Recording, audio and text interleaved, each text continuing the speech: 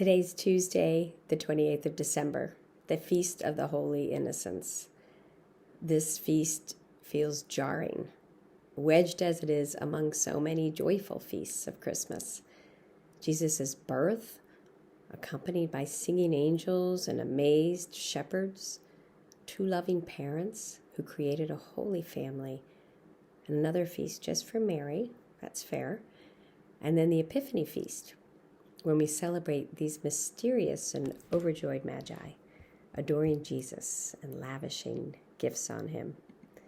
Doesn't the slaughter of children in Bethlehem, in the midst of these happy scenes, dampen the Christmas spirit? I don't know. The more I've reflected on it, the less it dampens and the more it deepens my understanding of the Christmas message and the Christmas spirit. And you know the story well. It begins with the gospel that we'll actually hear this coming Sunday, on Epiphany Sunday. The Magi go to Jerusalem, inquiring about a newly born king of the Jews. King Herod, known to be paranoid and mercurial, points them to Bethlehem and asks them to report back when they find the king, so he can pay him homage too. Wink, wink. They follow yonder star and find young Jesus at home with his mother. Then, after being warned in a dream that Herod means to do this child harm, they decide wisely to return to their lands in the east without that courtesy stop in Jerusalem. Well, today's gospel is a sort of spoiler that tells what happens next. Joseph also learns in a dream of Herod's deadly intentions, and so that very night, he and Mary and Jesus flee, finding refuge in Egypt. King Herod, as we know, catches wind that the Magi are not going to share their information with him, and he sends soldiers with orders to kill every male child under the age of 2 in Bethlehem. A voice was heard in Ramah, sobbing and loud lamentation, Rachel weeping for her children, and she would not be consoled, since they were no more. That's Matthew quoting the prophet Jeremiah as he ties this slaughter to his overall theme of Jesus as the fulfillment of everything the prophets preached about the coming Messiah. It also calls to mind so much of what the Hebrew people suffered, like Rachel herself, who died in childbirth near Bethlehem, not living to see her sons become men. And long after that, long after her son Joseph was sold into slavery in Egypt, Moses was saved from the slaughter of Hebrew boys through the cleverness of his sister Miriam, but all those other baby boys perished. What I'm trying to say is the slaughter of the Jewish boys in Bethlehem may not be some aberration. It's also not so out of place with the other Christmas feasts. How did I not really truly notice this before?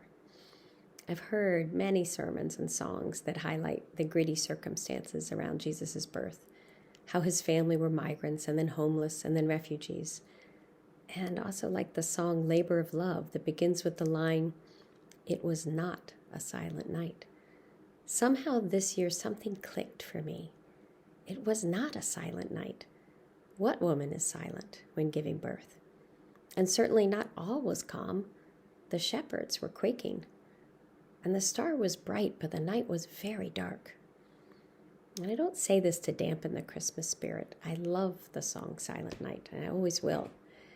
But because I was spending time with today's gospel of children being slaughtered, I listened also to the Coventry Carol. It's a Christmas song and a lament for these lost children of Bethlehem. It originated in the 14th century in a place called Coventry in England. And that city was bombed by the Germans in World War II, destroying their cathedral. On Christmas Day in 1940, the dean of the cathedral gave a gracious interview on BBC, and the remaining choir of Coventry Cathedral sang this hymn. And this also deepens my understanding of the Christmas spirit. Jesus was born into a broken world. He was and is and always will be the light in the darkness. We heard it from the Gospel of John on Christmas Day. The light shines in the darkness, and the darkness has not overcome it. And then in today's letter of John, this is the message that we have heard from Jesus Christ and that we proclaim to you. God is light, and in him there is no darkness at all. This is the message that Jesus proclaimed in a world where there is injustice and there is violence, where children go to bed hungry, where some children do not have a bed, where some children are not safe in their beds, are not safe in their kindergarten classrooms, not safe in the womb, not safe in the courtyard of their home in Kabul. This is the message Jesus the Christ proclaimed. We are all called to come out of the darkness and be children of the light. This is the meaning of Christmas, Christ's Mass. To have the Christmas spirit is to have Christ's spirit. To have the Christmas spirit is to share Christ's Mass, to be sent out, as we are when we leave Mass, on Christ's mission, to heal and mend this world, to bring the life that is the light of the human race. The cracks in this Christmas story, the fear, the confusion, the violence, are part of our story. As Leonard Cohen would say, there's a crack in everything, and that's how the light gets in.